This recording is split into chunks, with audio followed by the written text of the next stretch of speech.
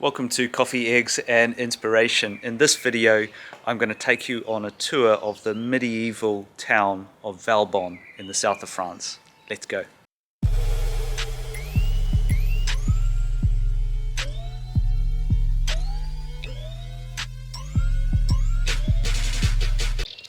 Well, I'm joining you today from Valbonne. It's late April 2022. It's a gorgeous late spring day, about 20 degrees, which is typical for this time of the year.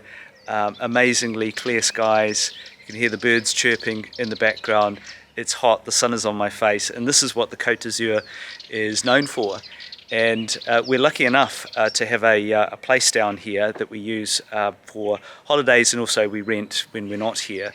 When I was researching places around Valbonne or different aspects of the village itself, there were a number of online videos, but not many super helpful. So I thought I'd change that. If you're looking for a holiday location to visit Valbonne, or even to buy a place in Valbonne or its surrounding area, this one's for you. I hope the information that I'm about to provide is helpful. Let's go. Well, it's Friday, which means market day in Valbonne, where vendors of everything from nice foods, cheese, meat, vegetables, etc., to various items of homeware and even clothing come together and crowd all of the narrow alleyways and streets. It's all pedestrianised in Valbonne, so there's never any problem with traffic, and that sort of adds to its charm.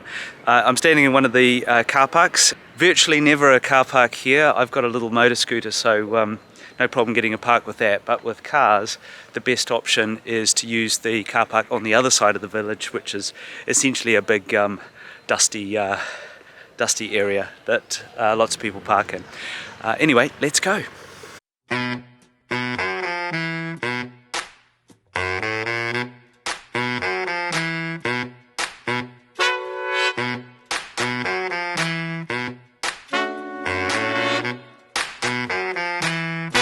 So tell me why you want me when I ain't nothing like you usually. Best restaurant, in my opinion, in Valbonne, La Table. I don't fuss and pout, and I don't play the more delusional. So tell me why you call me and say my name like it's a pretty. I don't buy your wares, I don't swoon and swear by your so worthy eyes of cobalt blue.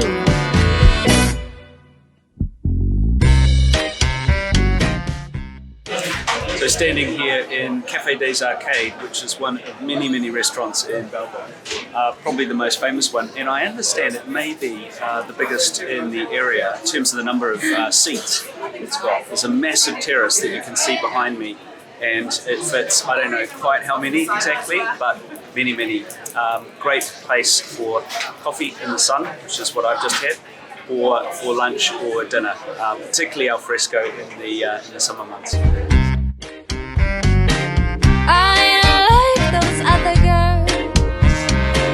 Don't wanna be one of their kind. Don't wanna sigh when you walk by. I lose my breath over your smile, and all the while think what a fool am I. Another one of my favorite restaurants is on Jamar El Fina Place. You can see the plaque behind me, and it's called La Pigeon, like the pigeon. And it's a great Moroccan or Algerian restaurant, all set up in the alleyway here, which again is wonderful for al fresco dining. The food is great, really good. The whole of Valbonne is like this. It's basically a grid-based village that slopes from the top to the bottom, and lovely buildings along the way. Some of the buildings date back to the 1500s. So lots of history here, and a very typical French village. This is one of the few streets that's not dominated by the market today. There's everything here as well. You see some homeware stores down the end. That's a bike shop as well, right at the end, called Velocitools. And you get this sort of thing as well. homeware stores. There's at least 3 or 4 of those in the village, and they're all great actually, really high quality stuff. So there's really everything here that you need. There's even a theatre and a cinema.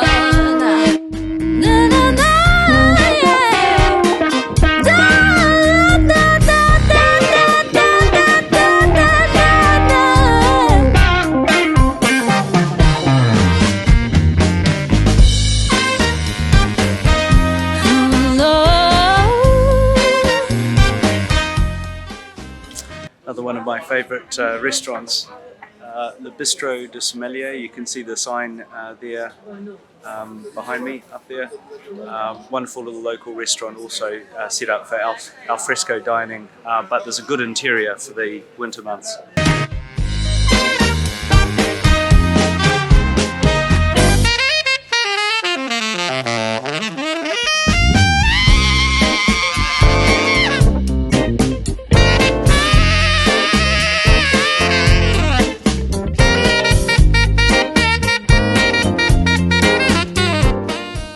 We're up the top part of the village now, across from the old village, which you can see behind me over here. This is a more modern part of it, with lots of shops, and actually one of the more famous ones is the one behind me, La Gastronomia, and also a fruit and vegetable shop, and behind that a butchery, which must be one of the most expensive butchers in the world, but happily also one of the best, and the fruit and vegetables are amazing as well.